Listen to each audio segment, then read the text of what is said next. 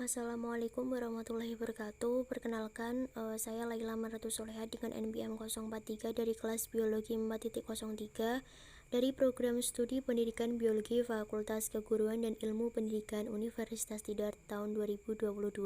Di sini saya izin mempresentasikan hasil tugas PJBL mata kuliah Pendidikan Lingkungan Hidup.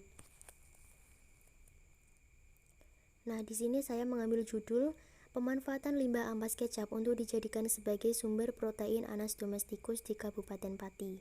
Latar belakang saya mengambil judul tersebut karena di tempat tinggal saya, tepatnya di Kabupaten Pati, ada sebuah pabrik kecap lele. Nah, di situ saya melihat limbah ampas kecap berserakan dan ada yang dibuang di sungai dekat pabrik.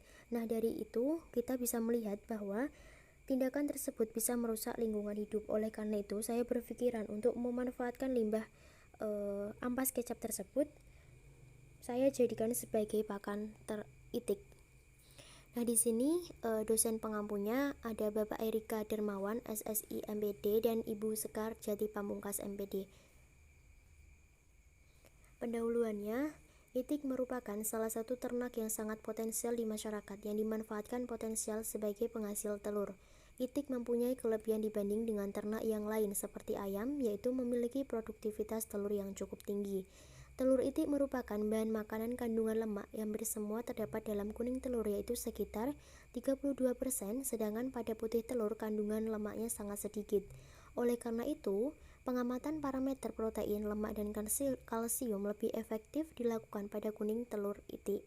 Ampas kecap merupakan suatu limbah industri pabrik kecap yang memiliki bahan baku berupa biji kedelai dan kira-kira menghasilkan ampas kecap sekitar 59,7% dari bahan baku kedelai. Ampas kecap juga dapat digolongkan sebagai sumber protein karena memiliki kandungan protein lebih dari 18%, yaitu sebesar 28,78%.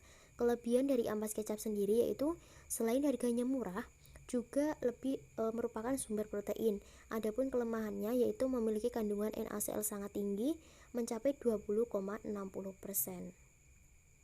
Menurut Sukarini bahwa untuk mengurangi dampak negatif dari tingginya NaCl pada ampas kecap yaitu dengan perendaman menggunakan larutan asam cuka atau asam asetat mencapai 0,09% dan meningkatkan kadar protein hingga 25,50%. Hal tersebut terjadi karena asam cuka dan garam dapat bereaksi membentuk natrium asetat dan asam klorida. Ampas kecap selain memiliki protein dan mineral yang baik juga mengandung senyawa isoflavon. Kandungan isoflavon kedelai memiliki aktivitas estrogenik atau seperti hormon. Hal tersebut dapat digunakan untuk memicu kerja hormon estrogen dalam proses penyerapan asam amino esensial di hati yang akan dibentuk menjadi protein yang selanjutnya digunakan untuk pembentukan protein kuning telur menurut Latifa tahun 2007.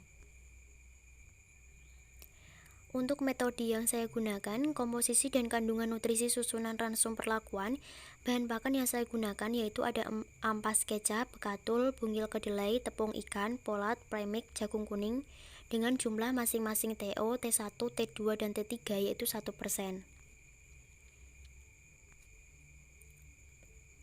Nah, materi yang digunakan dalam penelitian ini adalah itik petelur sebanyak 240 ekor itik betina berumur 20 minggu dengan bobot badan awal rata-rata 1385 kurang lebih 130,85 gram dengan CV 9,44%. Nah, itik diperoleh dari peternak itik di Winong. Ampas kecap yang digunakan berasal dari limbah perusahaan kecap lele di Pati. Ransum pakan disusun dalam keseimbangan protein dan energi, isoprotein dan isoenergi yaitu 80% PK dan 2900 kilokalori EM per kilo. Bahan pakan penyusun ransum adalah jagung kuning, bekatul, bungil kedelai, tepung ikan, polat, premix, dan ampas kecap. Pembuatan tepung ampas kecap yang masih basah dimasukkan ke dalam tong dan diisi air, kemudian diberi asam asetat atau cuka. Perbandingan pemberian antara asam asetat, air, dan ampas kecap yaitu 6 ml asam asetat, 2 liter air dibanding 1 kilo ampas kecap. Kemudian diaduk agar homogen dan direndam. Perendaman dilakukan selama 24 jam guna menurunkan kadar NaCl pada ampas kecap. Setelah itu dicuci menggunakan air mengalir, kemudian dilakukan penirisan. Ampas kecap kemudian dikeringkan di bawah sinar matahari selama 1 hari sampai 2 hari. Itik dipelihara pada kandang liter yang disekat menjadi 24 petak dengan ukuran 2 kali 1,5 kali 1 meter dan masing-masing diisi 10 ekor itik. Pemberian pakan dilakukan 2 kali pagi dan sore, sedangkan air selama penelitian diberikan secara ad libitum. Analisis statistik rancangan digunakan adalah rancangan acak lengkap dengan 4 perlakuan dan 6 ulangan. Perlakuan T0 ransum tanpa ampas kecap, T1 ransum menggunakan ampas kecap 5%, T2 menggunakan ampas kecap 7,5%, T3 menggunakan ampas kecap 10%. Parameter yang diamati meliputi kadar protein, lemak, kalsium, kuning telur. Dan data yang terkumpul dianalisis dengan sidik ragam atau analysis of variance ANOVA dan dilakukan uji F untuk mengetahui pengaruh perlakuan pada taraf 5%. Selanjutnya ada hasil dan pembahasan. Nah, di sini rata-rata kadar protein, lemak, dan kalsium kuning telur itik umur 28 minggu. Itu parameter ada kadar protein kuning telur, ada kadar lemak kuning telur, dan kadar kalsium kuning telur. Di sini perlakuannya ada T0, T1, T2, dan T3. Berdasarkan hasil penelitian, diketahui hasil rataan kadar protein, lemak, dan kalsium kuning telur itik dengan penggunaan ampas kecap dalam pakan disajikan dalam tabel. Nah, kadar protein kuning telur itik berdasarkan hasil analisis ragam penggunaan ampas kecap dalam ransum tidak berpengaruh nyata terhadap kadar protein kuning telur.